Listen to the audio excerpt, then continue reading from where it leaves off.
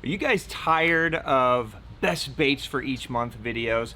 Well, we got a little tired of making, we decided, you know what, let's try something new. Instead of us telling you what baits might be best for each month, we're gonna actually bring our cast of characters, our staff, to show you baits that we're actually using each month, and hopefully it's a little bit more exciting and you get some insight into all of our uses. So if you would like to meet our staff, see their insight, and see baits that we've been using for the last month that are working and that are a lot of fun, come along with us, join in, let's have some fun. This is our Staff 5 for June.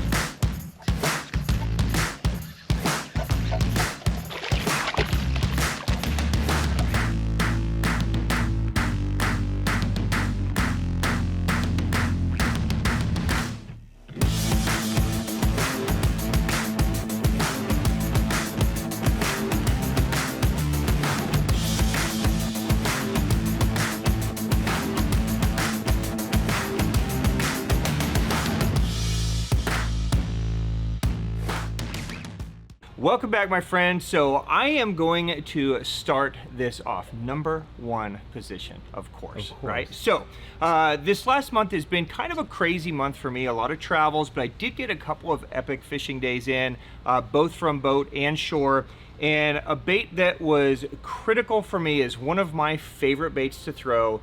This is a Teckel Sprinker frog. Now, the Sprinker frog is one of my favorite frogs for a couple of reasons. The first reason is this is a plopper style frog. When Hideki built this frog, he wanted to kind of incorporate like a whopper plopper, which he loves, in a buzzbait. And this frog allows me to cover a lot of ground. So you guys know with frog fishing, when you use a traditional walking frog or popping frog, that usually you have to work them very slow. And if there's a specific target, a little shade pocket, a dock, a tree, something like that, then they're great to, you know, skip up underneath there and work very slow in the target range. But what I find is as we get to summer, fish tend to school up, fish tend to be in specific areas, right? So you might be looking across, there might be a big grass flat or back of a river or a creek arm, and there's just tons of cover everywhere. Typically the fish will isolate, or the majority of them will go into, you know, this 40-yard stretch or this pocket. It could be because there's bait, could be because of depth, could be because of shade. So if you're throwing just a traditional walking frog, trying to find these high percentage areas, it would take you forever. So the Sprinker frog is one that I can use. I can make long casts, I can fish it over grass, I can fish it through scattered cover, heavy cover. It comes over wood incredibly well, and I can just make 2 or 3 fan casts, and if no bites, move 2 or 3 fan casts, and I can cover a lot of water the same way I would with a buzz bait, a plopper, something like that. Now if I get bit, and then I get bit again, and I get bit again, now it's telling me, okay, this little section here has fish. I can fish it through with the Sprinker, and then I can turn back around, slow down with a honker, a whacker, a gavacho frog, whatever, and then start picking apart every little pocket that I think is good. And this is how you could have some of those epic 100-fish frog days on the water. Now, the other reason I love the Sprinker frog is for the quality of the strike. Now, this is something that's not talked about a lot with baits. We talk about it a lot when we talk about crawler style baits, but there are some bites that are just nastier than other bites.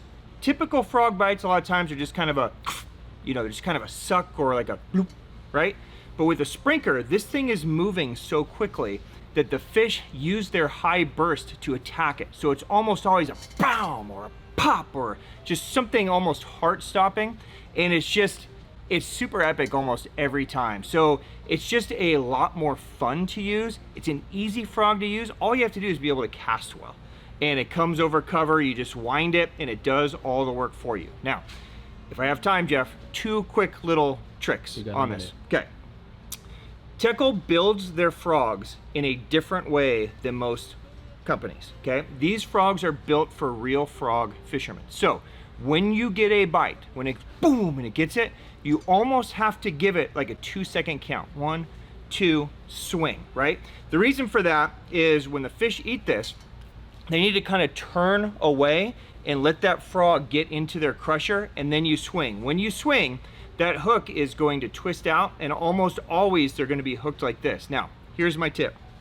Take 2 pairs of pliers, take this hook and just bend it outwards, just a little bit, okay? What that's going to do, it's going to move those hook points just slightly off that bait so that your hookup ratio is higher. The second tip is use a longer rod that has a little bit softer tip, okay? So when I fish the Sprinker, I like to use the poker. This is the TS Destroyer poker. It's a 7.2 rod, but it still has kind of this soft tip. When I'm fishing it, I'm casting it out and I'm holding the rod tip up, not down. So typically you're walking a frog down. I want the rod tip to be a little higher so that it creates a little bit of slack in the line down to the frog. This way when I get bit, it's natural just to kind of bend to it, let that slack straighten out, and then crack the whip. Your land ratio will be super high. Try it. I know if you guys use the Sprinker, you're gonna catch a ton of fish. Just pick a color that looks like the bait fish in your area. Have some fun. Enjoy. Hey guys, Griff here. Just want to talk to you about what I've been doing for the last month. Last month we had our post spawn and shad spawn was going on, and I've been just throwing a small wake bait. The small wake bait is one of my favorite ways to fish, and for me, my favorite one to use is the Buzzin series from OSP. All right, so Daibuzzin, Buzzin Crank, Cobuzzin. Those are my top 3 right here. So you got a Daibuzzin right here. Bigger body, not a ton of sound coming out of that one right there. All right, you have your Buzzin Crank, 1 step down, and then you have a Buzzin Crank heavy hitter. All right, major difference between these are going to be the material that the heavy hitter is made out of. It's just a deeper, like more hollow of a sound, but still a great sound. Smaller body, and then the Cobuzzin. All right, Cobuzzin just going to be the smallest version that they make. These wake baits are super sick.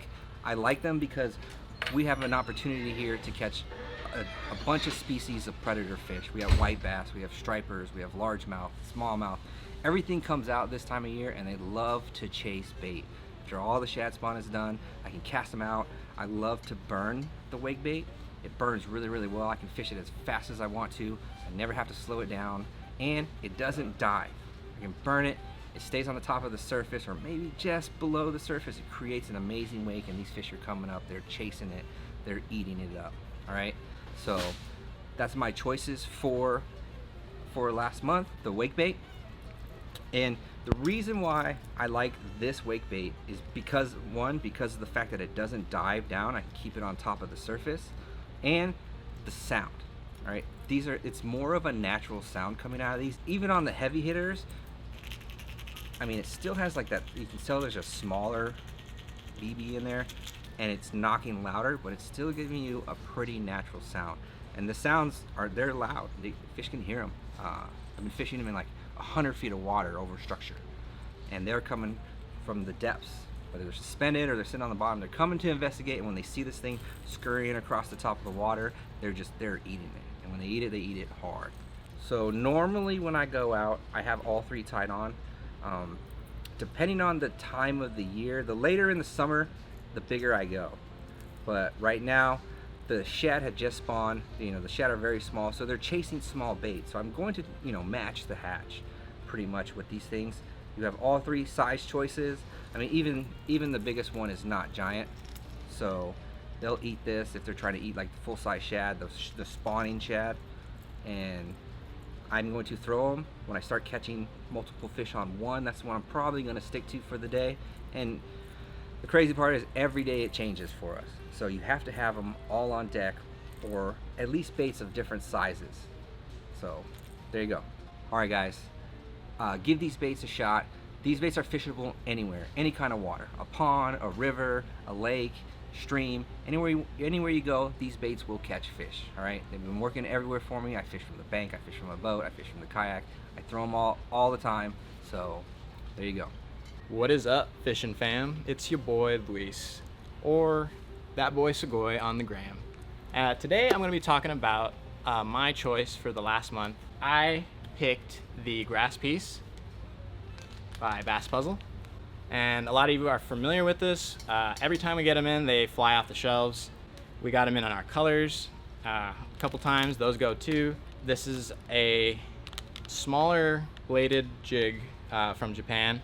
It fishes totally different than your typical jig. This one you can cover a lot more of the column vertically. A lot of dudes are fishing it like with a rip up, and then they just kind of let it shimmy fall, and that blade will flip around and just kind of, you know, slow the bait down and give flash as it's heading to the bottom. And I've gotten bit that way, and I've gotten bit on a straight retrieve. A lot of dudes are throwing it with the Sakamata shad. That's probably the most popular trailer. Definitely caught fish with this. I like throwing the VTS. That's similar, you know, that fluke style, shad style. I've been experimenting lately with some gill style baits, or like flatworm style. I've seen a lot of the Japanese guys throw that stuff, and I don't quite understand it. So you know, how do I do that? You know, I got to go out and play with it myself. What I found I've had a lot of success with is the 3.7 Hira Tailor, and that one pairs really nicely with this color here, that purple haze, and that's Naga Ebi. Just looks dirty. I've definitely gone up in size. Like, the class of fish has gone up, just a bigger meal, I think, you know, they're going after. But one thing that just really got me more interested into this is it's just got a completely different action. When it's falling, the bait itself catches water, so you're kind of getting a slower fall, as well as that blade is flipping around and catching that water, giving you that little shimmy. And this bait shimmies very, like, it's got a very accentuated shimmy. It's that whole middle piece kind of stays in place, and all these little appendages just kind of like roll like that. The whole bait just has a lot of life to it, and I've just been catching lots of fish on it, and lots of big ones too, like on top of that. Another one I like, and I'm really excited to actually get come in, is the Gimmy from Bottom Up. I have that one coming in Sugoi Sagi, my color. I did a pearl bottom and like kind of like a brownish back with some purple flake, just kind of cover all bases, you know. And we got it coming in Ghost Geisha, and that just pairs really nicely with that Sugoi Sagi. It's white and pearl, a little bit of pink hints in there. Look good all around. And a couple things I'm doing just to kind of help me out, just little tips and stuff. I learned I've been using this guy, this insert keeper. Just kind of fits over any of that lead that's coming down the head. Any of those little pieces that are sticking out, just kind of slips over, and it'll keep your trailer pinned real good. It just sits right there, and then, you know, that ain't going nowhere. And then another thing I like to do is I throw a snap on that setup quite a bit, so I'm just trying to save myself, you know, retying and stuff. So I'll put some kind of like a keeper or a stopper, just so I can run a snap like that. And one that I've been using lately is that body ring. But I mean, anything works. That just keeps your line from sliding over. So that's my bait for the month, and I've had lots of luck with it. I stuck some giants with it. I hope you guys go out and give it a try. I feel like you'll totally have some luck, so enjoy. Hey everybody, CJ here in front of the camera this time, and I'm super excited to show you guys my bait for this past month. You know, it's summertime, it's hot, the fish have moved out from the shallows and they're on their offshore structure right now, sitting in that like 20 to 30 foot zone on points, walls, rocks, whatever it might be. And you know, it can be really hard to get to those fish at that depth. A lot of guys are slowing down, throwing a worm, but not a lot of guys are throwing a hard bait nonetheless. So this past month, I've been really enjoying throwing the OSP Blitz Magnum EXDR. And this thing was designed to get to that 30-foot depth range on a 14-pound test, give or take. And it's just opened up a lot of opportunities for me now. I mean, this is so far the deepest diving crankbait that we've seen. Obviously, it's got that giant bill, so it allows it to get to that target depth quick. It dives fast, and it stays at those deeper ranges where a fish hasn't really seen a hard bait get down before. With the shape of the bait, it allows you to make long casts paired with that weight transfer system in there. I would say it's kind of a mix between like a Big M and a 10XD. The 10XD is real round, a lot of resistance, real big tail kick. The Big M is a little more slender, a lot more roll and flash on there. This thing kind of has the best of both worlds. It's a little bit more of a slender body, but it still is a little round on the top, so you get a little bit of resistance in that tail kick down there, but it's not going to wear out your arm, so you can fish it all day. So it's super fishable. It also has that really nice weight transfer system in there, and it's not super complex, which I like. Some of them are super complex and they're kind of hard to cast. This one just uses a big 8.5 gram tungsten ball in there that shifts back and forth, and it just slides within that weight chamber back there. And I mean, I think a lot of guys when they cast this thing, and I think a lot of guys when they cast a big crankbait like this, they just kind of flick it out there, and what that's going to cause it to do is it's just kind of wave out in the wind. You're not going to get the best cast. With that ball bearing in there, when you load up your cast, you let that bait get back there, you let that tungsten ball get to the back, even in the wind, you can make a nice long dart of a cast through the wind, because that tungsten ball just carries the weight of the bait through the wind there, allowing you to get that nice long cast to be able to get the bait to that max depth that you're trying to hit. You know, as far as deep crankbaits go, I definitely think this is one of the more versatile crankbaits out there. A lot of people just look at a deep diving crankbait and think it's like a one-trick pony, like you're just making a long cast and you're getting it down towards that deep structure, and that's definitely what this thing is made to do. But because of the fishability of it, you're able to hit a lot of different locations. So you can almost use this bait as like a do-all crankbait for a lot of different situations. So like if I roll out here, at our lake out here, we got a lot of long points, we got a lot of super steep walls, we got offshore structure, we got like rocks, we got offshore structure like rocks, like trees. So I can throw this bait at various depths with different line weights and fish these different scenarios. So for me, it's just a nice versatile crankbait that I have confidence to throw in these different situations and still get bit. A lot of times in the summer, you're making these long casts over structure, right? You're trying to get this bait as deep as it can get to these deeper fish that are posted up for the summer. And to me, a big thing to pin those fish and keep them pinned is having the right hooks on there. Now, I think the stock hooks on this bait are good, they're sharp, but I would always recommend changing your hooks and going with a little sharper, stronger hook. Anytime you're fishing around these big fish, you want a hook that's got a nice strong shank on it, super sticky. That way on this long cast that you make, even if you get bit on the end of the cast, you have a nice sharp hook that's going to hook the fish and keep them pinned as you're fighting the fish. Now, with the right hooks, you also need the right rod. I think a lot of guys go out there and they just throw it on their standard medium heavy rod, and you know, it might work. If that's what you're comfortable with, then rock it. But I think on these Magnum size crankbaits, you really need the right rod to give you the best performance out of the bait. And for me, that's been the Orochi XX Launcher. We've talked about this rod a bunch, but basically it's a nice strong rod. It's got a nice strong backbone on it, but it's still fairly parabolic, which is important because when you're fishing these crankbaits, even though it's a big crankbait and they're big hooks, they still have trebles on there. And a lot of times on a long cast, those fish come up and it's a pretty soft bite. So you want something that's fairly parabolic. That way when the fish sucks in the bait, the rod flexes a little bit and it gives them a chance to get those hooks. And then when you're fighting a big fish, the rod stays nice and loaded so you can keep those fish pinned even when they jump. But the rod still has a lot of backbone so you can cast it a long ways. It is still fairly heavy bait, so having that backbone is key so you can make those super long casts. Paired up with that, I usually like a bigger framed reel, something with a higher pickup on it, higher speed gear ratio, and then paired with that, typically a little bigger handle, whether it's an upgraded handle like this or just a reel that comes with a bigger stock handle and some bigger knobs. You know, there's nothing worse than throwing a big crankbait out there and you have a small handle and you're just wearing out your arm. So when you have the bigger handle and the bigger knobs, it allows you to control the crankbait a little bit more, and when you have a big fish hooked up, you can control that fish a lot better. So you can throw this bait on a lot of different line sizes depending on the depth that you want to get. If you're fishing shallower, you can go up to 20. I like fishing 14, which is what it was designed for. I can get a true 30-foot dive out of this bait. If you even wanted to go a hair deeper, you can go with 12 pound, but 14 pound is where I've been living. And then that's been pretty much the setup that I've been rocking this past month, and it's put a lot of big fish in the boat for me.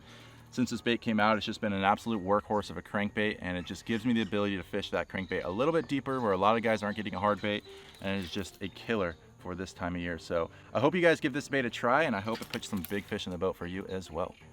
What's going on, guys? Jeff here. Now, for the past month, I've been kind of fishing a bait that's been out for quite a few months now, but the first time I saw it when I was in Japan with Ben, I thought that this bait was absolutely badass, and that is the Ray Japan Super Fish Roller 6.5 inch. Now, I know a lot of you guys know me as a big swim bait fisherman, and yes, I obviously love throwing big swim baits, but I'm also fascinated with Japanese techniques that incorporate a slightly bit larger than conventional size lure to catch fish, and that just so happens to be a bait like this. Now, a lot of guys are mid-strolling with a 4 inch or 5 inch lure like a Sakamata, but I feel like throwing a slightly bit larger bait will get you more bites as well as bigger bites overall, and I've been able to find that fishing my local urban spots. Now, I know a lot of you guys know, like, oh, mid-strolling from shore, like how are you doing it without live scope or fishing from a boat?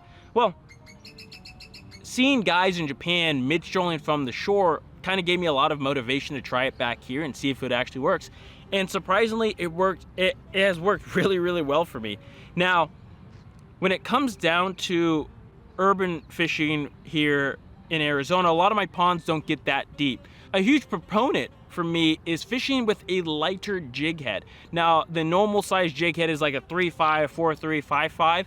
I've been fishing with jig heads that will go all the way down to 0.9 grams, all the way up to 3.5, and they range from different ones. The original Gamakatsu Horizon Head to the Horizon Head LG, which has been a fan favorite of mine. The Range Roller is also kind of a classic right now. So something in this ballpark. I like to use a slightly bit smaller hook as well. I know guys are using like 2/0 and 3/0 size hooks. I'm throwing like size 2 hooks. I feel like once you start going up in size on some of these hooks, it kind of affects the action of the lure. I feel like the smaller you can get away, the more that the body has the ability to just kind of roll and do its thing. So small jig head with a small hook, and it gets me the job done, especially when I'm shore fishing. If I use a bigger head out on a long cast, by the time I work it back, it's gonna be out there down on the bottom, and that's not exactly the technique that we want to do. It can work, but I find that a lot of my bites are when it's suspended still up in the water column. Now, a reason why I like this size is that it has drawing power just like a swim bait that I would normally fish.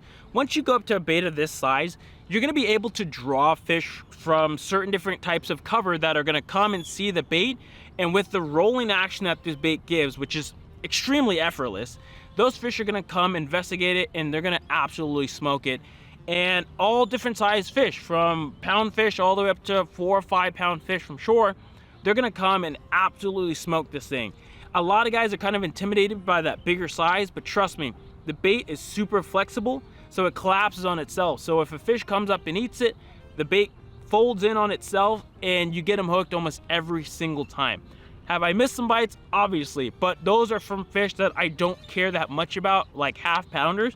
So once you go up to this size, you're gonna get more bites, you're gonna get quality of bites, and you're gonna really enjoy fishing this bait at a larger size, trust me. The setup that I've been liking has been the Megabass. This is the Flyssa. So this is a 7'6". I know a lot of guys, if they're fishing around cover, they're gonna want a shorter rod, but out here at my local spots, it's a lot of just open water. So I want a long cast. The Flyssa gives me that ability. You know, super badass reel. This is the Exist. Obviously, it's just amazing. I've got 19-pound braid on there to a 10-pound fluorocarbon leader. And this is basically the setup that I've been rocking. It's been a lot of fun. I've been catching a lot of fish, especially good quality urban fish as well. And it's something that I think you guys from shore should try out. You're gonna get some bites that a lot of the other guys from shore just will not be getting. So that's my bait for the last month of June. Hopefully you guys check it out, fish it. You're gonna catch some awesome fish on it.